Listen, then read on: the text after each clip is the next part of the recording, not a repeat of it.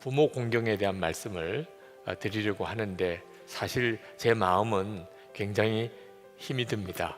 제가 부모 공경에 대한 설교를 할 수 있을까? 어느 설교나 다 어렵지만 부모 공경에 대한 주제는 저에게 참 무거운 짐이 됩니다.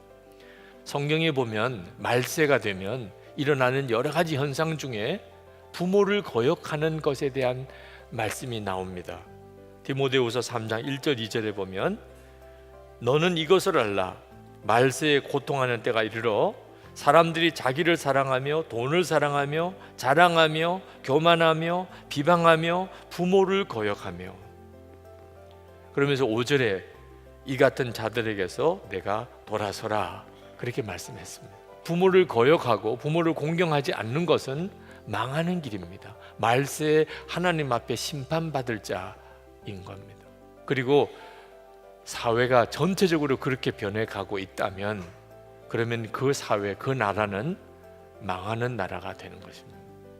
여러분, 하나님께서는 우리가 부모님에게 하는 대로 하나님께 하는 것으로 받겠다고 하셨습니다. 그러니 우리가 부모님에게 뭘 잘못하고 섭섭하게 해드리는 것은 대단히 심각한 문제가 되는 겁니다. 그것은 곧 하나님께 대한 문제가 되니까요. 특히 되갚아 주실 것이 없는 연로하신 부모님, 아무것도 없으신 부모님, 복덩어리입니다. 왜? 그 부모님에게 잘하면 하나님이 갚아주시겠다는 거예요. 여러분, 자녀들에게 잘하면 그건 하나님 복 주시겠다고 약속 안 하셨습니다. 왜? 그건 저절로 되는 거니까. 그런데 부모님에게 효도하는 것은 하나님께서 잘되고 땅에서 장수할 것이라는 약속을 덧붙여 주신 계명입니다. 왜? 저절로는 안 되는 일이니까. 부모님에게 깊은 상처를 가진 사람이 의외로 많습니다. 깜짝 놀랄 정도로 많습니다.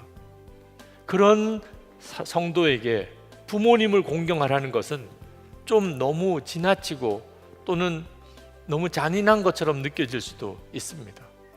근데 여러분 꼭 기억하십시오. 이거 반드시 해결해야 됩니다.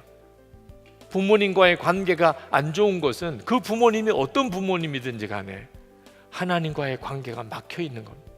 하늘의 축복의 문을 닫아놓고 사는 겁니다.